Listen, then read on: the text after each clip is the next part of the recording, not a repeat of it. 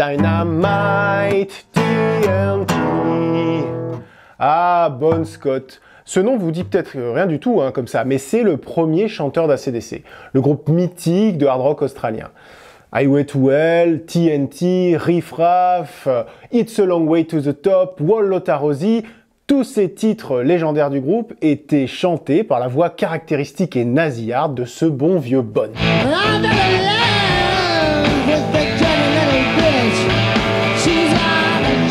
Et c'est avec lui que le groupe va se propulser sur le devant de la scène rock internationale, notamment avec l'iconique Highway to Hell en 1979. Bon Scott a marqué l'histoire d'ACDC et du rock'n'roll, mais aujourd'hui, on va parler d'un moment un peu moins glorieux dans la courte carrière de Bon. On va parler de sa mort.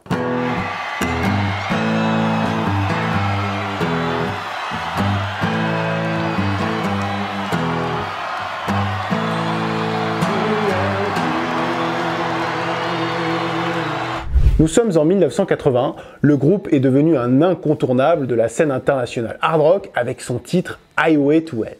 Les compères d'ACDC sont à Londres où ils travaillent sur leur futur album.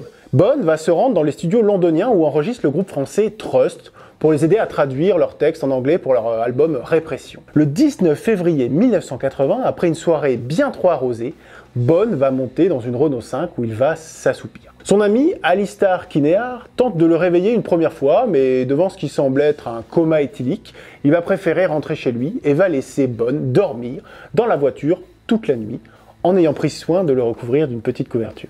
Ça fait plaisir. Le lendemain matin, alors qu'il semble toujours endormi et irréveillable, Alistair va conduire Bon au King's College Hospital de Camberwell, où les médecins constateront le décès de ce bon vieux Bon. Ça fait pas plaisir. Un certain nombre de versions différentes de cette histoire sont racontées. Overdose d'héroïne, hypothermie, mais l'aspiration pulmonaire de Bon va retrouver la présence de vomi. Et la grande quantité d'alcool retrouvée dans son organisme va amener à la conclusion suivante. Bon est mort asphyxié dans son vomi à cause d'une soirée trop arrosée. Mais alors est-ce si fréquent de se noyer dans son vomi à cause de l'alcool et y a-t-il d'autres raisons de mourir quand on boit un peu trop d'un coup ?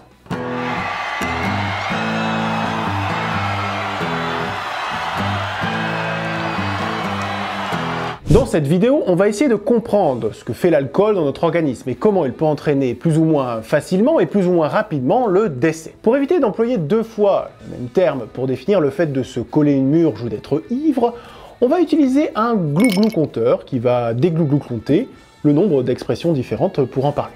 Alors avant de regarder comment on peut calancher en se mettant une race, regardons déjà ce que fait l'alcool dans notre corps. Pour commencer, parlons de généralité. L'alcool, appelé aussi alcool éthylique ou éthanol, est une petite molécule organique de la famille des alcools. Et oui, on s'est pas trop fait chier en donnant le nom, mais sachez qu'il existe plein d'autres alcools et que c'est pas toujours une bonne idée de les boire. Alors l'éthanol, de formule chimique CH3CH2OH, est donc une petite molécule extrêmement soluble dans l'eau. Elle est par contre pas très soluble dans les graisses, ce qui va expliquer plusieurs choses. La première, c'est le ratio graisse-eau d'un organisme, qui va déterminer le pic d'éthanol sanguin après une prise orale. Cela va donc expliquer qu'à poids égal, une femme aura plus tendance à avoir un pic plus élevé du fait de sa quantité plus importante de matière grasse par rapport à un homme. Le gras, c'est la vie. La deuxième, c'est que quand Tata Simone te dit de boire du vin blanc avec la fondue pour mieux absorber les graisses, eh ben c'est des grosses conneries. Parce que d'un, ça solubilise que dalle, et que deux, ça va perturber la digestion. Alors à part peut-être être rond comme une queue de pelle, Tata, ça sert à rien. Alors une fois qu'on a ingéré son premier tout à l'égout, mais sans le jus d'orange, parce que c'est ça qui m'a rendu malade. Oh putain, je suis torchon s'il faut carper.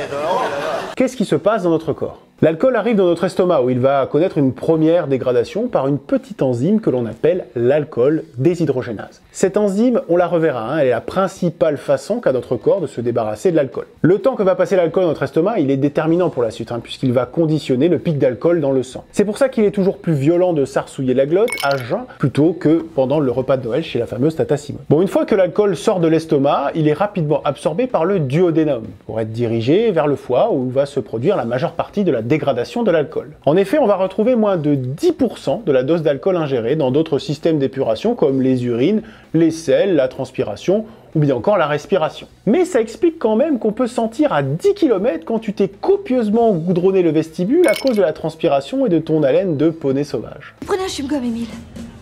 Dans le foie, l'alcool va rencontrer à nouveau notre petite enzyme, l'alcool déshydrogénase, mais cette fois-ci en très grande quantité.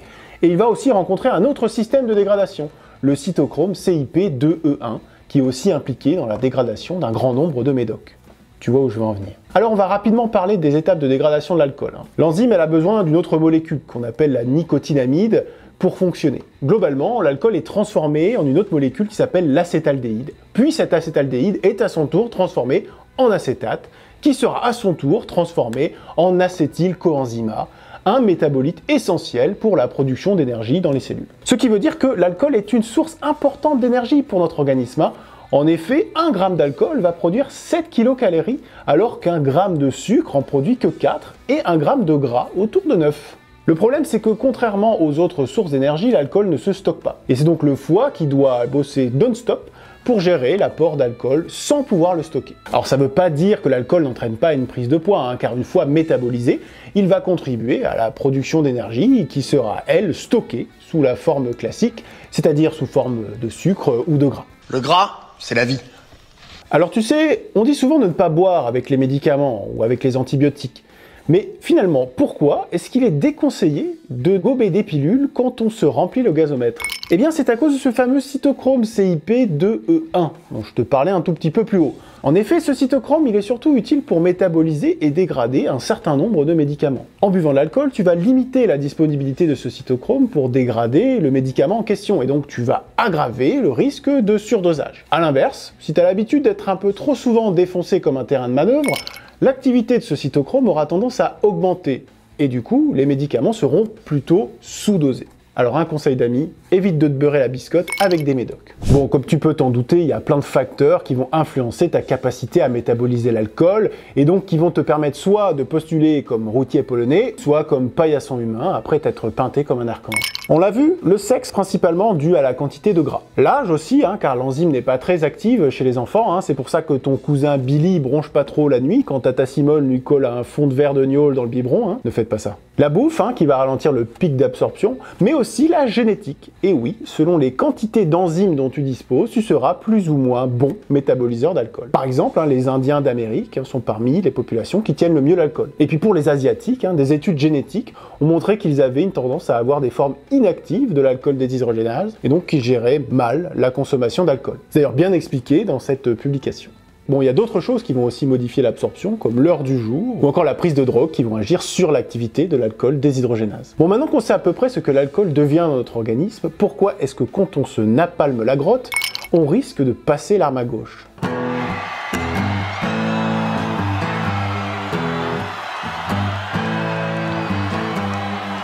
Alors comme je te le disais en début de vidéo, l'alcool est soluble dans l'eau. Et il a la fâcheuse tendance de traverser facilement les membranes cellulaires. La principale action de l'alcool va se faire sur le système nerveux central. Et c'est ça qui va expliquer un très grand nombre des symptômes que l'on observe quand on est déchiré comme un cow-boy. Au niveau du système nerveux, il existe des petites molécules qui vont pouvoir soit activer, soit inhiber, c'est-à-dire ralentir ou bloquer l'activité neuronale en se fixant sur des récepteurs. C'est ce que l'on appelle des neurotransmetteurs. Un des principaux neurotransmetteurs qui a une activité de ralentissement s'appelle le GABA, pour gamma-aminobutyrique acide. Il va venir se lier sur son récepteur, le récepteur GABA, et c'est ce qui va en faire un des systèmes les plus puissants d'inhibition du système nerveux central. Alors il se trouve que l'alcool a la possibilité de se lier sur le récepteur GABA, il va donc pouvoir activer fortement ce circuit inhibiteur. Du coup, en fonction du taux d'alcool dans le sang chez une personne non alcoolique chronique, on va retrouver des symptômes dose dépendants associés à la profondeur de l'activation GABA. Pour des doses modérées d'alcoolémie, en dessous de 0,5 g par litre, on retrouve cette sensation de relaxation, de désinhibition. Pour des doses un peu plus élevées, d'autres symptômes apparaissent comme la mauvaise coordination et des troubles de l'équilibre, des changements de personnalité et la fameuse « diction du bourré ». De toute façon, c'est Bill Gates, c'est le nouvel ordre mondial. Puis quand on va excéder 2 grammes par litre, on s'enfonce dans des troubles sévères comme la vision floue et l'amnésie. À ce stade, l'inhibition GABA associée au côté irritant de l'alcool va provoquer nausées et parfois vomissements. Le problème, c'est qu'au-delà d'un certain stade d'activation GABA, c'est l'apparition d'un coma que l'on dit éthylique et le risque de dépression respiratoire, c'est-à-dire ralentir, voire arrêter de respirer. Et ça peut mener vers le cimetière. Eh bien, notre amie Bonne, Il nous a fait la grande classique de la noyade irlandaise, hein. On picole trop, donc on tombe dans le coma, mais on a la mauvaise idée de vomir, et donc de s'inonder les bronches avec son tacos sauce steak paf. En plus d'être un liquide irritant puisque contenant des enzymes gastriques corrosives, eh bien c'est l'équivalent de se noyer dans un océan composé de résidus de chasse d'eau d'une soirée pizza buitonnée à 50 personnes. Il n'y a pas que ces effets sur le système nerveux qui peuvent vous faire claquer après une soirée à se noircir comme un corbeau à la Smirnoff, coupé à l'eau de chiotte au Macumbanai de Sifour-les-Plages. Quand on se met la cervelle en terrine, comme je te l'expliquais, on sollicite son foie en mode hardcore. Parfois, quand on sollicite un peu trop la bête et que la quantité d'alcool qu'il peut gérer est très largement dépassée, on peut l'éparpiller façon puzzle. Aux quatre coins de Paris qu'on va le retrouver éparpillé par petits bouts façon puzzle. C'est ce que l'on appelle l'hépatite alcoolique aiguë. Quand ton foie dégrade l'alcool, il va accumuler l'acétaldéhyde qui va pouvoir perturber le fonctionnement des cellules du foie, voire les détruire en activant une réaction inflammatoire. Parallèlement à ça, la surstimulation de la voie du cytochrome CYP2E1 va entraîner la formation de radicaux libres de l'oxygène qui ont une fâcheuse tendance à tout défoncer façon napalm dans les cellules. Du coup, quand une trop grosse partie de ton foie est détruite par la réaction en chaîne, c'est le début des problèmes. Tu commences à avoir de la fièvre, le cœur s'emballe et tu peux facilement faire le cosplay de Rock Jr. dans Sin City. Bon, le pronostic, il va dépendre de la gravité de l'atteinte, que l'on juge avec un score, le score de Glasgow, en hommage au peuple le plus bourré de la planète, les Écossais. But they'll never take our freedom! Non, c'est une boutade, vive l'Écosse. Blague à part, la mortalité varie entre 20 et 60% selon la sévérité de l'atteinte, et si oui ou non, tu as une tendance chronique à ne pas sucer que des chaînes de puits. Un autre organe qui peut dérouiller menu après une injection d'alcool, c'est le pancréas. Dans cet organe, c'est encore une fois l'alcool déshydrogénase qui fait le taf la plupart du temps. Mais quand la quantité devient trop importante, alors c'est encore ce putain de cytochrome qui prend le relais et qui va entraîner dans la cellule du pancréas la création de ce qu'on appelle des esters éthyliques d'acide gras, qui vont détruire l'organe. S'ensuit la digestion de la glande par ses propres enzymes et une grosse réaction inflammatoire de ses morts. La pancréatite, c'est comme l'hépatite, ça craint. Bon, la mortalité, elle est que de 1 à 2%, mais le risque de développer une pancréatite chronique, lui, il est de 16% après un premier épisode de pancréatite aiguë. L'alcool, il fait aussi d'autres joyeusetés dans ton organisme, comme inhiber la formation de glucose et te rendre hypoglycémique. Bon, ça va pas justifier les 5 litres de coca que tu vas t'enfiler en lendemain de cuite par contre. On retrouve aussi des histoires de chasse, avec cette femme de 39 ans qui s'est fait amputer des 2 jambes parce qu'elle est tombée de son lit complètement bourrée. Et comme elle avait la flemme de changer de position, elle est restée en position de prière sur les genoux pendant plus de 8 heures. Et c'est loin d'être un cas isolé, On a une femme de 30 ans qui est restée en position assise sur le trottoir à dormir pendant 16 heures et qui a nécrosé les muscles de ses 2 mollets. Elle a dû subir 5 dialyses et elle garde des séquelles irréversibles au niveau des 2 nerfs sciatiques. On a encore ce jeune homme de 56 ans qui, une fois s'est pris une belle avoinée, s'est endormi comme une merde avec sa main sous sa poitrine par terre pendant plus de 24 heures. Même tarif avec les dialyses et la main qui est passée à ça de l'amputation. Alors maintenant, comme nous sommes une chaîne d'information médicale de qualité, voici quelques conseils pour éviter d'avoir écrit « mort noyé dans son vomi » sur son épitaphe.